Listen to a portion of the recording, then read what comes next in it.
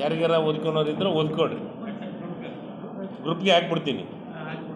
ಇದು ಫೈನಾನ್ಸ್ ಯಾರೋ ಒಬ್ಬರು ನೋಡಿರಿ, ಫೈನಾನ್ಸಿಂದನ ಅಪ್ರೂವಲ್ ಆಗೈತೆ 10 ಕೋಟಿ ತುಂಗಭದ್ರಾ ಮಂಡಳಿಗೆ.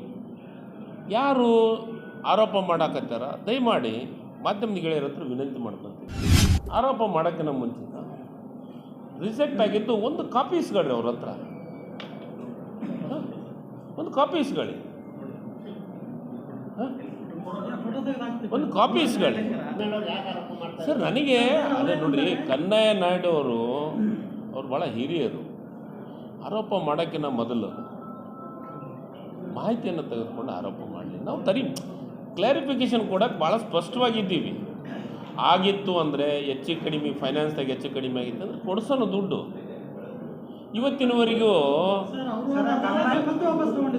ಇಲ್ಲ ಸರ್. ಒಂದು ಸತಿ ಖಜಾನೆಗೆ ಜಮಾ ಆದ ಮೇಲೆ ವಾಪಸ್ ತೊಗೊಂಡ್ರು ಮತ್ತೆ ವಾಪಸ್ ಹಾಕಲೇಬೇಕು. ಇಸ್ ಕಮಿಟೆಡ್ ಅದು ಸರ್. ಈಗ ಒಂದು ಮಾತು ಹೇಳ್ತೀನಿ ಕೇಳ್ರಿ. ತುಂಗಭದ್ರಾ ಮಂಡಳಿಯೊಳಗೆ ಇತಿಹಾಸದೊಳಗೆ ದುಡ್ಡು ಬಿಡುಗಡೆ ಮಾಡಿದ್ದು ಇದು ಮೊದಲನೇ ಸತೆ. ಪ್ರತಿ ಸತೆನೂ ಬುಕ್ ಅಡ್ಜಸ್ಟ್ಮೆಂಟೇ ಅಲ್ಲಿರೋದು. ಅದು ಕಾನೂನು ಇರೋದೇ ಬುಕ್ ಅಡ್ಜಸ್ಟ್ಮೆಂಟಿಗೆ.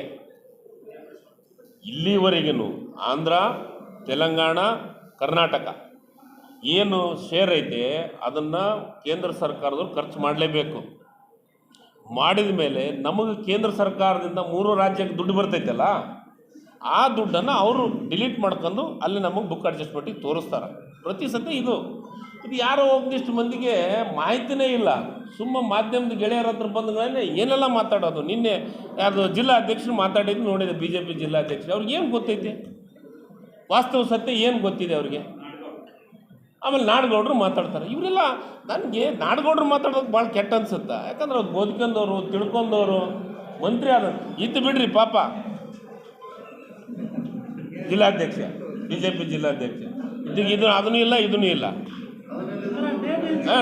ನನಗೇನು ಬೇಜಾರು ಅನ್ಸುತ್ತಂದರೆ 8/12/2025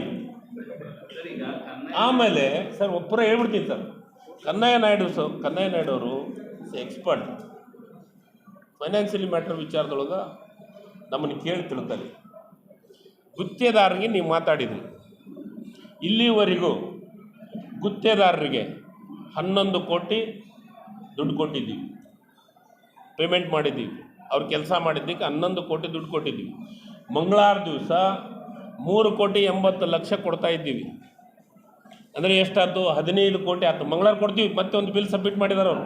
ನಾಳೆ ಮಂಗಳವಾರ, ನಾಳೆಗೇನೆ 3,80,00,000ಕ್ಕಿಂತ ಹೆಚ್ಚು ದುಡ್ಡನ್ನು ಏನೋ ಬಿಲ್ಲನ್ನು ಸಬ್ಮಿಟ್ ಮಾಡ್ಯಾರ.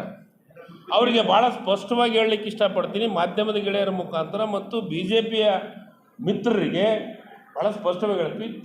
ತಿಂಗಳ ಏನು ಬಿಲ್ ಸಬ್ಮಿಟ್ ಮಾಡ್ತಾರ ಆ ಸಬ್ಮಿಟ್ ಮಾಡಿದಂಥ ಬಿಲ್ಲನ್ನು ಪೂರ್ಣ ಪ್ರಮಾಣದಾಗ ಕೊಡುವಂಥ ಕೆಲಸವನ್ನು ಮಾಡಲೇಬೇಕು. ಇದು ಬೋರ್ಡ್ ಕಮಿಟ್ಮೆಂಟ್, ರಾಜ್ಯ ಸರ್ಕಾರದ ಕಮಿಟ್ಮೆಂಟ್ ಅಲ್ಲ, ಇದು ಬೋರ್ಡ್ದ ಕಮಿಟ್ಮೆಂಟ್. ಆಮೇಲೆ ನಿನ್ನೆ ಮಾತಾಡ್ತಾ ಹೇಳಕತ್ತಾರ ಯಾರು ಪುಣ್ಯಾತ್ಮರು, ಏನಂದರೆ ನಾಕೆ ಆಗ್ಯಾವು. ಯಾರೋ ನಿಮ್ಮ ಈ ಜಿಲ್ಲೆಯ BJP ಜಿಲ್ಲಾಧ್ಯಕ್ಷರು ಎಲ್ಲರೂ ಬಂತ್ರಿ ಜಿಲ್ಲೆಗೆ ಅಂತಂದ್ರೆ ನೀವು ಜಿಲ್ಲೆದಾಗದಿರಿಲ್ಲ, ನಾನಲ್ಲ. 4 ಗೇಟ್ ಯಾರಂದ್ರು? ನಾಳೆ 30ನೇ ತಾರೀಕು ಅನ್ನೋದ್ರಾಗ 6 ಅಲ್ಲ, 1 ಗೇಟ್ ಹೆಚ್ಚಿಗೆ 30ನೇ ತಾರೀಕು ಅನ್ನೋದ್ರಾಗ 7 ಗೇಟನ್ನು ಫಿಲ್ ಮಾಡೋಕೆ ಸಿದ್ಧತೆಯನ್ನು ನಡೆಸಿದ್ದಾರೆ. ಯಾವ ಗೇಟ್ ನಂಬರ್ ಹೇಳಿ?